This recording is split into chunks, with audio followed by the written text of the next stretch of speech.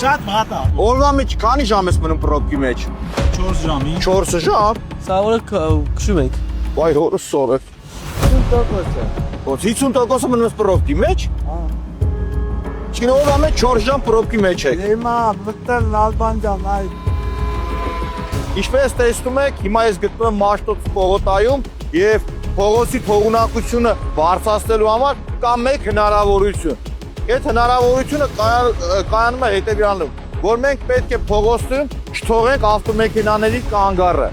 Այսինքն այս ավտոմեքենաները, որ կանգնած են, չպետք է կանգնեն եւ այդ գիծը նույնպես ծառայի երթևեկության համար։ Բայց դրա համար, երբ որ դու մարդուն ասում ես չպետք է դու կայանես, դու մարդուն պիտի ցույց տաս, թե որտեղ նա կարող է գնալ կայանել, հասկանում եք։ Այսինքն ռեալ պիտի ցույց տաս, որ մոտակա այս ինչ հատվածը դու կարող ես գնալ եւ քո ավտոմեքենան կայանել։ Այս կարմիր գծերի հատվածը, երբ որ ոչ մի ավտոմեքենա չի կայանում, լրացուցիչ մեկ երթևեկելի գոտի է ավելանում։ Այս պարագայում ստացվում է 30% թողունակությունը բարձրանում է փողոցի։ Եվ մենք կարող ենք այս մարդուն ասել, ստեղ չկանգնես, մի պարագայում,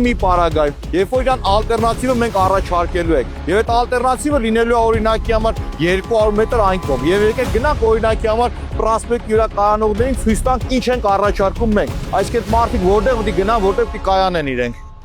Հիմա ես գտնվում եմ հայտնի Մալիբուի այգու Սիզոնսի ետնամասում, Սարյանի պոչտայի դիմացի հատվածում, այստեղ մենք տեսնում ենք վերգետնյա ավտոկայանատեղի եւ մեր առաջարկություն ինչումներ կայանում։ Տեսեք, այս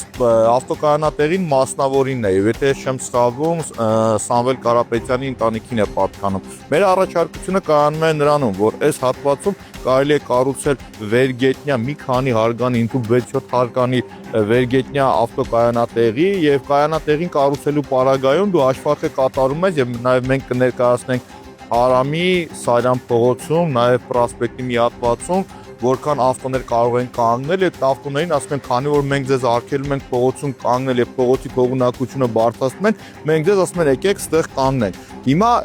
լավագույն օրինակն է պետություն մասնավոր հատվածի համագործակցություն։ Օրինակ իմ մանկության քաղցր ուշերից մեկը մանկական երկաթուղին էր եւ այս երկու թունելներն էր, էլի, որոնք որ այս իշխանության օրոք ուղակի անտերության են մատնված։ Բաժանորդագրվեք Արմաթ մեդիայի ալիքներին սոցցանցերում։ Հետևեք մեզ նաև Արմաթ Մեդիա AM կայքում։